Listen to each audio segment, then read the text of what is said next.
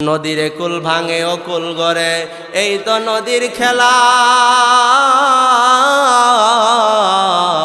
সকাল বেলার ধনী রে তুই ফকির সন্ধ্যা বেলা, নদী পথে চালাও নৌকা।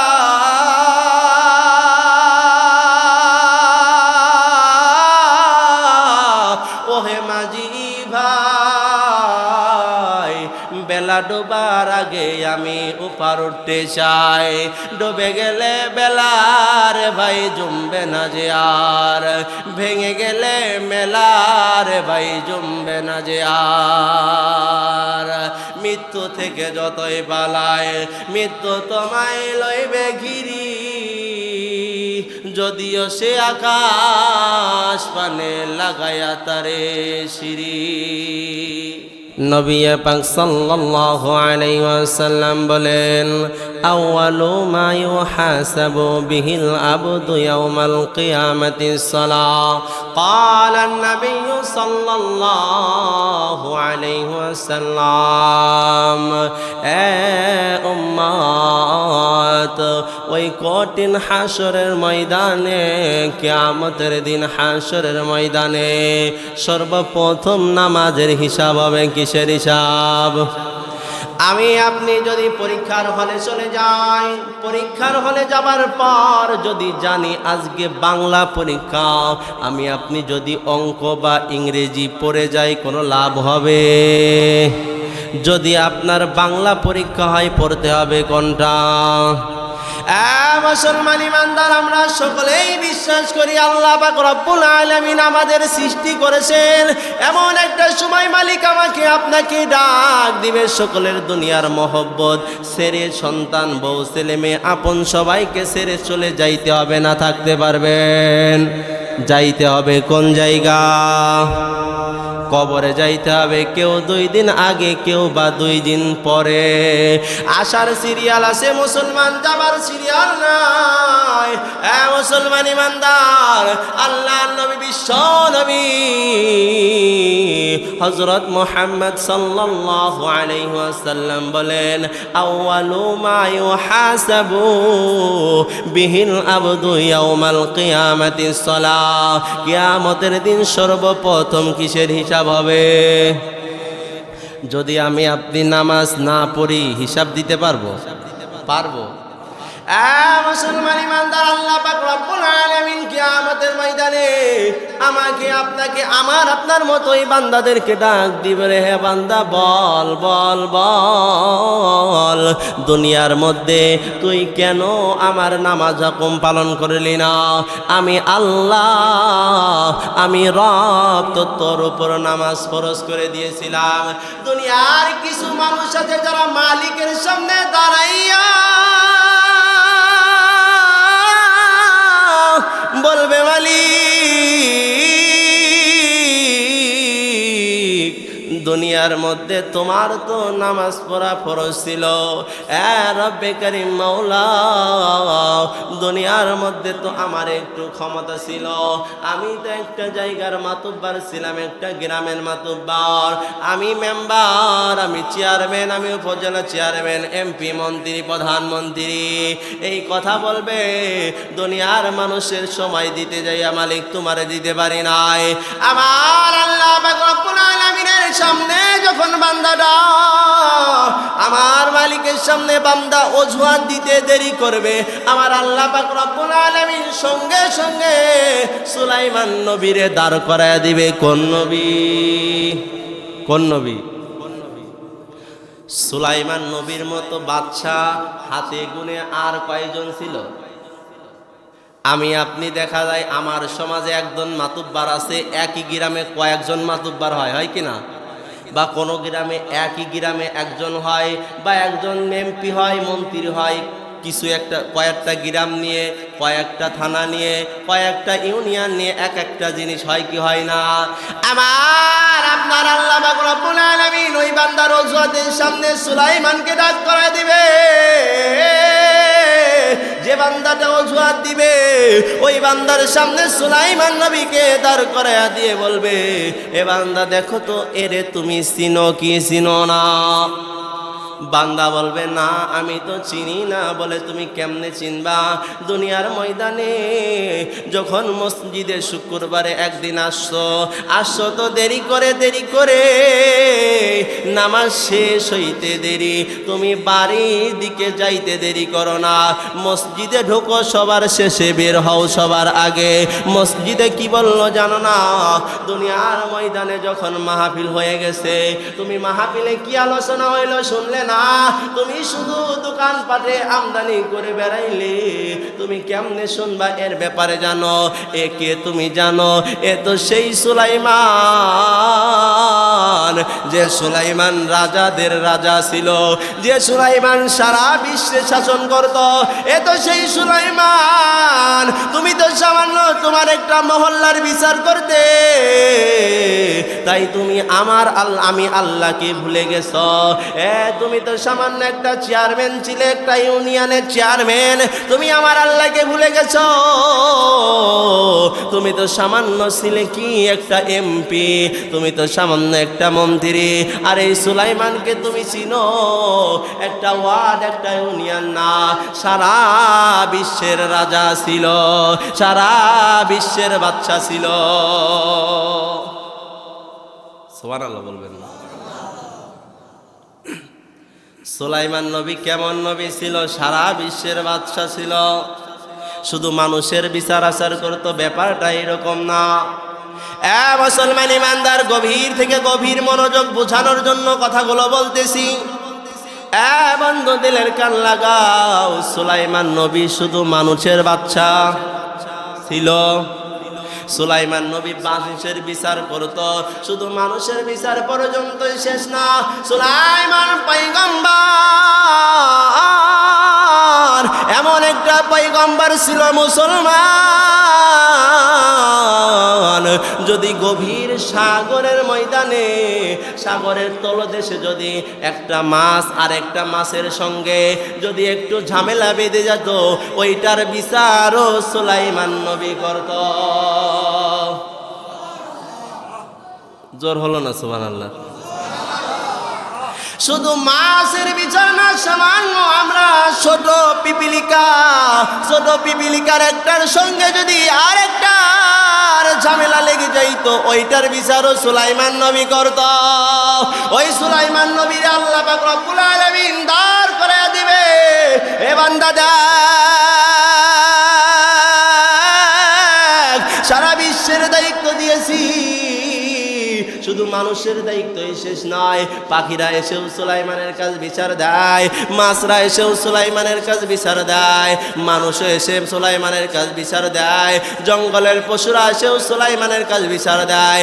দেখ দেখ দেখ, দুনিয়াতে সুলাইমানের আমি কোনো কিছু কম দেয় নাই, তবুও দেখ তো একবারও আমি আল্লাহকে সুলাইমান নবী ভুলে যাই না। কার কাছে অজুহাত দেখাও? বান্দাকে বলবে কার কাছে অজুহাত দেখাও? এর থেকে কি তোমার ক্ষমতা বেশি ছিল দুনিয়াতে? এর থেকে কি তোমার সম্মান বেশি ছিল দুনিয়াতে? এর থেকে কি দুনিয়াতে তোমার শেয়ার বেশি ছিল?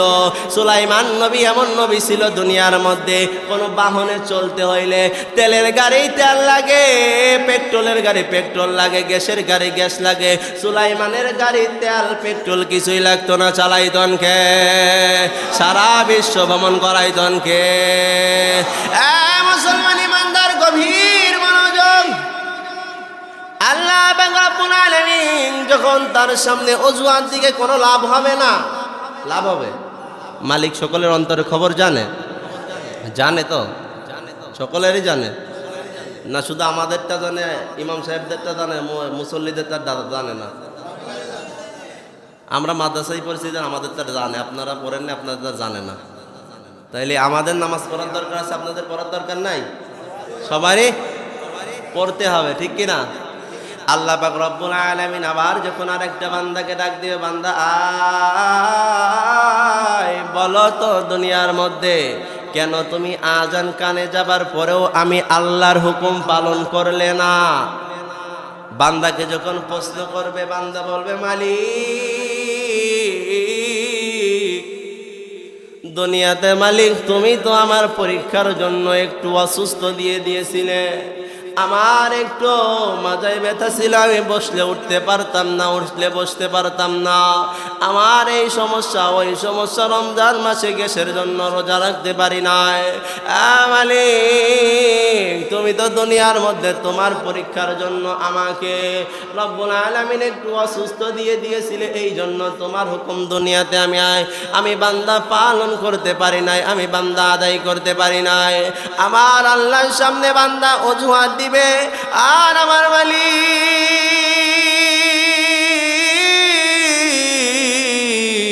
সামনে অজুহাত দিতে দেরি আমার আল্লাহ পাক রব্বুল আলামিন আইয়ুব নবীর বান্দার সামনে দাঁড় করায়া দিবে। কোন নবী? আইয়ুব নবীরে দাঁড় করায়া দিবে। কোন নবী? বান্দা অজুহাত দেবে, অসুস্থর অজুহাত। কি অজুহাত? একটু গাওয়াত পাও ব্যথা ছিল, বসলে উঠতে পারতাম না, উঠলে বসতে পারতাম না, একটু জ্বর হয়েছিল, হাত পাও নাড়াইতে পারতাম না। মালিক, এই জন্য তোমার হুকুম পালন করতে পারি। বান্দা অজুহাত দিতে দেরি, দাঁড় করায়া দিবেন কে? আইয়ুব নবীরে দাঁড় করায়া দিবেন কে? আমার আল্লাহ পাক রব্বুল আলামিন বান্দাকে ডাক দিবে আর বলবে, বান্দা তাকাও, দেখো তো এই লোকটাকে কি তুমি চিনো? কারণ ও জীবনে তো নামাজে যায় নাই, ওয়াজের মাঠে যায় নাই, জুম্মার দিন মসজিদে আসে নাই, কোনো তালিমে বসে নাই, কিতাব পড়ে নাই, হাদিস পড়ে নাই, হাদিস পড়াও শুনে নাই। ও কেমনে চিনবে, কেমনে বুঝবে যদি নাও বুঝে? কোনো লোকের যদি বিবরণ দেয়া যায়, যদি ওই লোকটা অপরিচিত হইলে সামনে আসলে অনুভব করা যায় এই লোকটাই হয়তো ওই লোকটা হতে পারে। হয় না? এরকম হয় না? এ মুসলমান ইমানদার, আইয়ুব নবীর সামনে দাঁড় করায়া দিবে আমার আল্লাহ পাক রব্বুল আলামিন, আর বলবে, তুমি কিসের অজুহাত দাও? এরে চেনো? দুনিয়ার মধ্যে এর আমি যা দিয়েছি তোমারে তো তা দেয় নাই। কেমন পরীক্ষা আমার আল্লাহ পাক রব্বুল আলামিন তার কালামের মধ্যে বলে, ওয়ালা নাবলুওয়ান্নাকুম বিশাইইম মিনাল খাউফি ওয়াল জুই ওয়া নাকসিম মিনাল আমওয়াল ওয়াল আনফুসি ওয়াস সামারাত ওয়া বাশশিরিস সাবিরিন।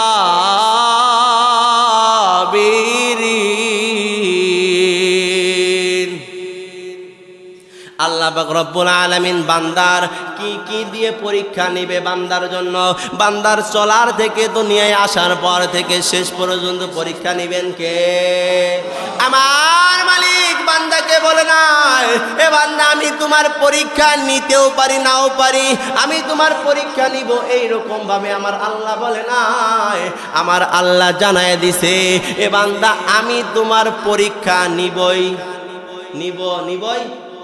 কথার একটা গুরুত্ব থাকে কিনা? আমি তোমার পরীক্ষা নিব, একটা গুরুত্ব আছে না? আর যদি বলতো যে তোমার পরীক্ষা নিব, একটা স্বাভাবিক। আর যদি বলতো পরীক্ষা নিতেও পারি নাও পারি, কিন্তু আল্লাহ পাক রব্বুল আলামিন বলে, বান্দা আমি তোমার পরীক্ষা নিব। আইয়ুব নবীরে দাঁড় করায়া দেয় আর বলে, জানো আমি আল্লাহ এর জন্য কি পরীক্ষা নিছি? তুমি তো সামান্য দুনিয়ার কথা বলো, তোমার তো সামান্য একটু অসুস্থ দিয়ে দিয়েছিলাম, আমি আল্লাহ পাক রব্বুল আলামিন আইয়ুবকে কোনো কিছু কম দিয়েছিলাম না। আমি আইয়ুব নবীর অর্থও কম দেয় নাই, সম্মানও কম দেয় নাই, সন্তানও কম দেয় নাই, স্ত্রীও কম দেয় নাই, কোনো কিছু আমি আল্লাহ আইয়ুব নবীর কম দেয় নাই। আল্লাহ পাক রব্বুল আলামিন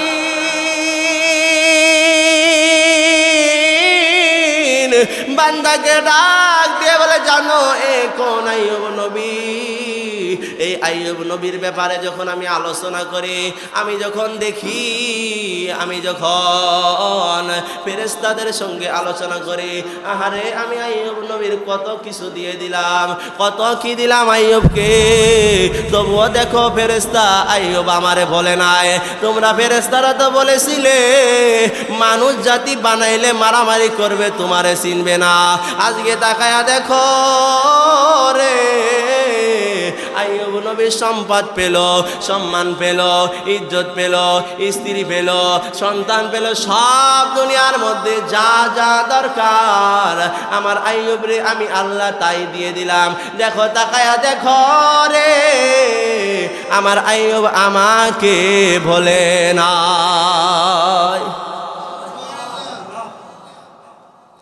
এই কথা শয়তান শুনে বলে, মালিক তুমি তো আইয়ুবকে একটু শান্তিতে রাখছো, টাকা দিছো, পয়সা দিছো, জমি দিছো, সন্তান দিছো, সব দিয়ে দিয়েছো, কাজ করে খাওয়া লাগে না, এই জন্য তোমাকে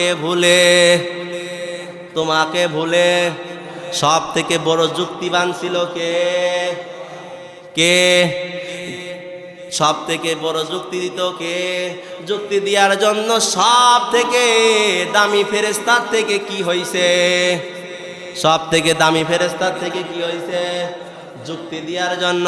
এ মুসলমান ইমানদার, আমার আল্লাহর কাছে শয়তান বলে, মালিক তুমি তো আইয়ুবকে সব কিছু দিয়ে দিয়েছো, এই জন্য আইয়ুব তোমাকে ভুলে না, কারণ ওর তো কাজ করে খাওয়া লাগে না, টাকা পয়সা অর্থ সম্পদ সব আছে, এই জন্য তোমার শুকরিয়া সব সময় আদায় করে, তোমাকে বলে না, তুমি যেইটা করতে বলছো এটাই করে। আমার আল্লাহ পাক রব্বুল আলামিন, শয়তান তুমি কি বলতে চাও? বলে, মালিক তুমি ওর সম্পদ কেড়ে নাও, দেখি তোমাকে কেমন করে ভুলে যায়, তুমি ওর অর্থ কেড়ে নাও, দেখি তোমাকে কেমন করে ভুলে যায়। হঠাৎ করে দেখে পরের দিন আইয়ুব নবীর যে জমি জমা ছিল, যে গরু বাছুর ছিল, এক এক করে এক একটা সময় এক একটা করে ধ্বংস হয়ে যাচ্ছে, চলে যাচ্ছে। তার যে সমস্ত খবরদারি লোক ছিল, তার যে সমস্ত লোক দায়িত্ব ছিল, তারা এসে আইয়ুবকে ডাক দিয়ে বলে, আইয়ুব পয়গম্বর, আপনার তো অমুক জায়গার গরুর যে পাল ছিল, ভেড়ার যে পাল ছিল, আপনার এই অর্থ সম্পদ যা ছিল সব তো হারায় গেছে, সব বিলীন হয়ে গেছে, কিছুই তো খুঁজে পাই না। আইয়ুব নবীর কাছে বলতে দেরি, আইয়ুব নবী বলে আলহামদুলিল্লাহ। আর আমার আপনার হইলে কি বলতাম বলেন তো? আমার আপনার যদি একটু জ্বরও আসে, বিশেষ করে বেশি বাড়ির মহিলাদের কাছে শোনা যায়, যদি একটু কিছু হয় বলে যে আল্লাহ শুধু আমারই দেখে, বলে না? আপনাদের দিক মনে হয় বলে না, আমাদের ওই দিকে বলে। অনেক কিছুই শোনা যায়, আল্লাহ শুধু আমাদেরই দেখে, আর কারোর দেখে না, বলে না এরকম? আইয়ুব নবীর কাছে আসে বলতে দেরি, আইয়ুব নবী কি করছে? শুকরিয়া আদায় করছে। আমি যতবার ইমাম সাহেবই হই, যতবার যাই হই, যদি একজনের বাসায় আলু ভর্তা খাইতে যায় আর একজনের বাসায় একটু আলাদা খাইতে দেয়, যতই শুকরিয়া আদায় করি, মুখের একটা ফেস আছে না, একটু মলিন বা একটু খুশি, একটা ফেসের একটা ব্যাপার আছে না, অনেকের চেহারা দেখলে বোঝা যায় যে লোকটা বেজার না খুশি, বোঝা যায় না? কিন্তু আইয়ুব নবীর মুখে এক ফোঁটা বেজারের কোনো চিহ্ন ছিল। আল্লাহ পাক রব্বুল আলামিন আবার শয়তানকে ডাক দিয়ে বলে, দেখ আমার আইয়ুবের সম্পদ সব তো নিয়ে নিলাম, তারপরেও ওর মুখের দিকে তাকা আর দেখ ও কখনো শুকরিয়া ছাড়া থাকে। শয়তান আবার যুক্তি দেয়, মালিক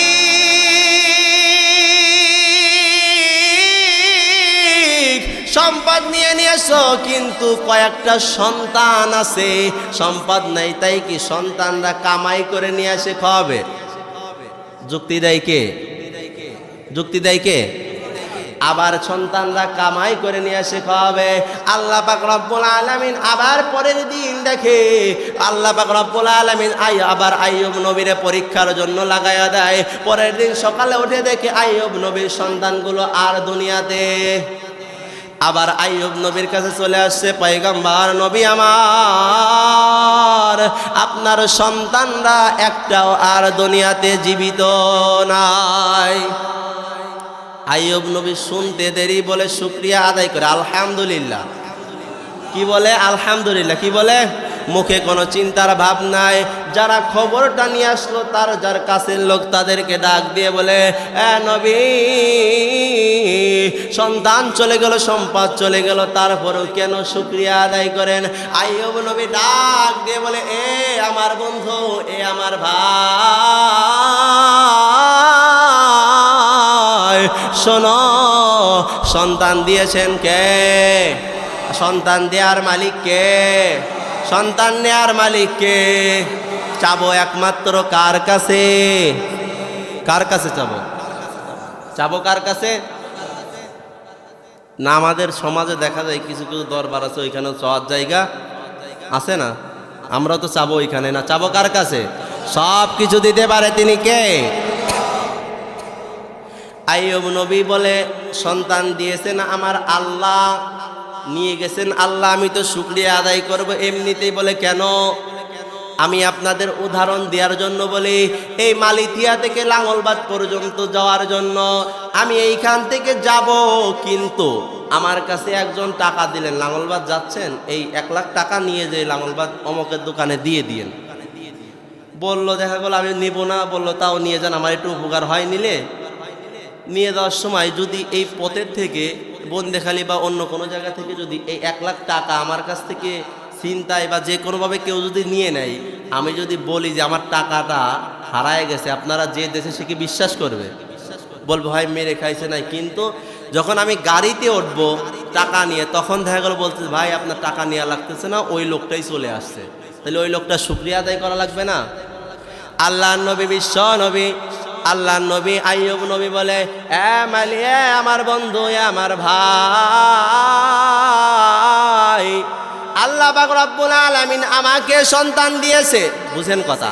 আল্লাহ পাক রব্বুল আলামিন আমাকে সন্তান দিয়েছে, আবার আল্লাহ নিয়ে নিয়েছে, কিন্তু আমি আইয়ুব ওই সন্তানকে মৃত্যু পর্যন্ত ঠিক পথে নিতে পারতাম কিনা জানি না। যে আল্লাহ সন্তান দিয়ে দিয়েছে, ওই আল্লাহ সন্তান নিয়ে নিয়েছে, এর থেকে ভালো খবর আমি শুকরিয়া আদায় ছাড়া আর কিছু করতে জানি না। বুঝছেন কথা? বোঝেন কথা? কি বোঝা যায়? তাদের ঈমান আর আমাদের ঈমান। আইয়ুব নবী যখন সন্তান চলে গেছে, আল্লাহ পাক রব্বুল আলামিন বলে, দেখ রে শয়তান, দেখ, তাকায়া দেখ, আমার আইয়ুব সম্পদ নিয়ে নিলাম, সন্তান নিয়ে নিলাম, তারপরেও মুখের দিকে তাকায়া দেখ, এক ফোঁটা চিন্তার চিহ্ন দেখা যায় না, শুকরিয়ায় কোনোটাই কম বেশি দেখা যায় না। আমি আল্লাহর শুকরিয়া সব সময় আদায় করে ওই সন্তান ডাক দিয়ে বলে, আল্লাহ পাক রব্বুল আলামিন, শয়তান বলে মালিককে, সন্তান চলে গেছে, তাই কি আপনার তো ওনার তো 4টা স্ত্রী আছে, একটা একটা করে বাবার বাড়িতে কিছু করে নিয়ে আসবে, ওইটা কয়দিন খাবে, আবার আরেকটা নিয়ে আসবে, ওইটাও কয়দিন খাবে, আবার আরেকটা নিয়ে আসবে, ওইটাও কয়দিন খাবে, এইরকম করে আনলে তো আপনার নবীকে চলেই যাবে। যুক্তি দেন কে? যুক্তি কে দেন? শয়তান যখন যুক্তি দেন আল্লাহকে, আল্লাহ বলে, আবার তুই তার স্ত্রীর পিছনে লাগলি। আল্লাহ যখন বলে, এ শয়তান তুই এখন কি চাস বল? বলে, তুই যখন স্ত্রীর পিছনে লাগলি, পরের দিন সকালে উঠে দেখে আইয়ুব নবীর 4টা স্ত্রী ছিল, 3টা চলে গেছে, আছে একটা। কয়টা? কয়টা আছে? আবার যখন আইয়ুব নবী একইভাবে শুকরিয়া আদায় করে, জানতে দেরি, শুকরিয়া আদায় করতে দেরি করে না, আল্লাহ পাক রব্বুল আলামিন আবার শয়তানকে ডাক দিয়ে বলে, শয়তান তুই তো সম্পদ তোর জন্য নিয়ে নিলাম, তোর জন্য সন্তান নিয়ে নিলাম, স্ত্রীও নিয়ে নিলাম, বলে স্ত্রী নিছেন, সন্তান নিছেন, সম্পদ নিছেন, সব ঠিক আছে, কিন্তু আইয়ুব নবী তো এখনো সুস্থ আছে, নিজে কাজ করে জীবন চালাইতে পারবে। যুক্তি দেন কে? কে যুক্তি দেন? কি যুক্তি দিয়া দিলেন? আইয়ুব নবী কেমন পরীক্ষার মধ্যে পড়ে গেলেন। আমার আল্লাহ পাক রব্বুল আলামিন বলে, তুই সন্তান সম্পদ সব নিয়ে নিলি, এবার তুই কি তার শরীরের দিকে বললি? আইয়ুব নবীর জীবন কাহিনী কম বেশি আপনারা শুনেছেন। আইয়ুব নবীর জীবনে যখন আল্লাহ পাক রব্বুল আলামিন তার শরীরে এমন একটা রোগ দিয়ে দিল, আইয়ুব নবী বাড়ি থাকতে পারে না, প্রতিবেশীর গন্ধ, প্রতিবেশী বাড়ি রাখে না। কিসের জন্য এত গন্ধ? আইয়ুব নবীর যখন ক্ষমতা ছিল, তখন আইয়ুব নবী প্রতিবেশীর সহযোগিতা সবারই কম বেশি করেছে, কিন্তু তারপরেও যখন তার গা দিয়ে দুর্গন্ধ আসে, কিন্তু আইয়ুব নবী যখন তার সমাজে থাকতে পারলো না, এমন একটা সময় সব কিছু বাড়ি গদ্দর ছেড়ে আইয়ুব নবী যখন মাঠের দিকে চলে যায়, একটা জায়গায় ছোট্ট একটা ঘর বানায় থাকে, কিন্তু যারা মাঠে কাজের জন্য যায় তারা বলে তোমাকে এইখানেও রাখা যাবে না, কারণ তোমার এই গন্ধে আমরা কাজ করতে পারি না। কথা বুঝেন? যে এত সম্পদ ছিল, সন্তান ছিল, স্ত্রী ছিল, কিছুই নাই, সামান্য মাঠে একখানে এক কাজে যায়, তারা বলে যে এইখানে থাকা যাবে না। কি পরীক্ষা বুঝছেন? তারপরও আইয়ুব নবী কখনো অখুশি হয়, মালিকের কাছে একটা দোয়া করেছে, মালিক তুমি আমার সমস্ত শরীরকে খাওয়ায়া দাও, কিন্তু আমার জিহ্বাটা তুমি মালিক পোকা মাকড় দিয়ে খাওয়ায়ও না, কারণ তোমার ওই পোকা মাখলুক যখন আমার শরীরে কামড় দেয়, আমি আমার জিহ্বাটা দিয়ে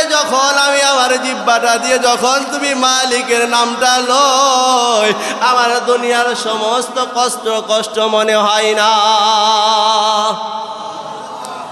জিব্রাইল হঠাৎ করে আইয়ুব নবীর কাছে আসছে, সালাম দিছে আইয়ুব নবীরে, কিন্তু সালামের উত্তর একটু দেরি করে দেয়া হয়ে গেছে। জিব্রাইল তো বেজার, হ্যাঁ নবী আপনি যদি এত দেরি করে সালামের উত্তর দেন, আপনার উম্মতরা তো সালামের উত্তরে দিবে, আপনি যদি একটু দেরি করে দেন তাহলে আপনার উম্মতরা তো দিবেই।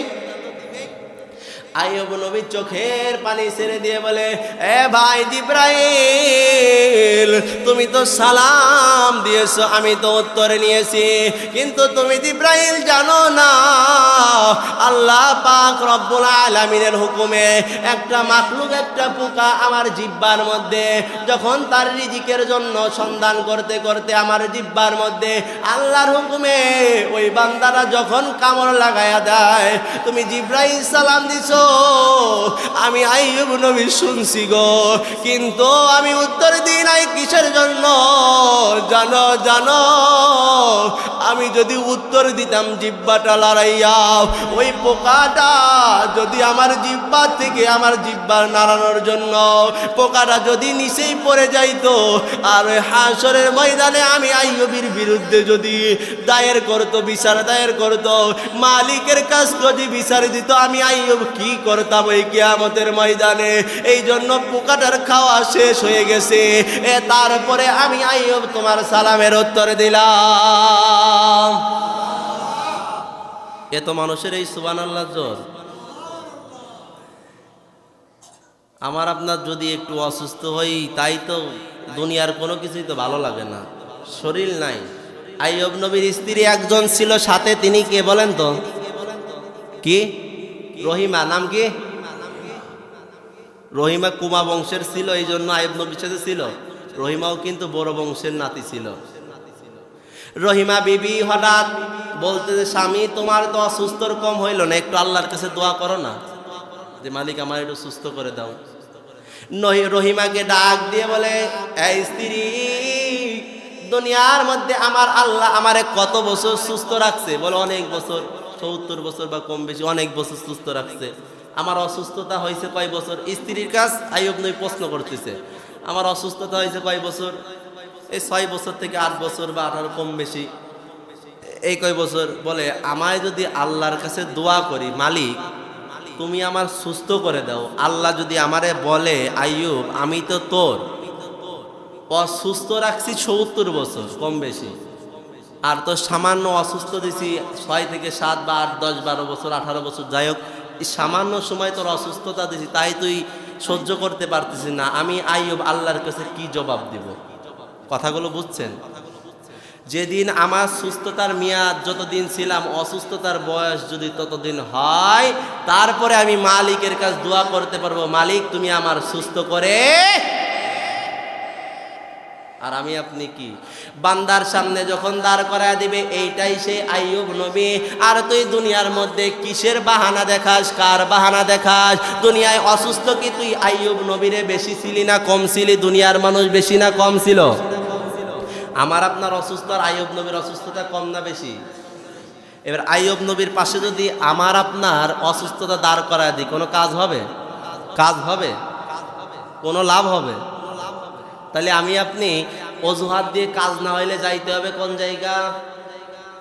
মালিকের কাছে অজুহাত দিয়ে যদি কাজ না হয়, আমার আপনার যদি মালিকের সামনে যদি কোনো কিছু দাঁড় না করাইতে পারি, তাইলে আমার আপনার যাইতে হবে কোন জায়গা?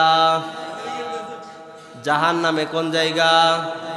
যদি মালিকের খুশি না করে যাইতে পারি, যাইতে হবে কোন জায়গা? নদীরে কুল ভাঙে ও কুল গড়ে, এই তো নদীর খেলা। সকাল বেলার ধনী রে তুই ফকির সন্ধ্যাবেলা, নদী পথে চালাও নৌকা,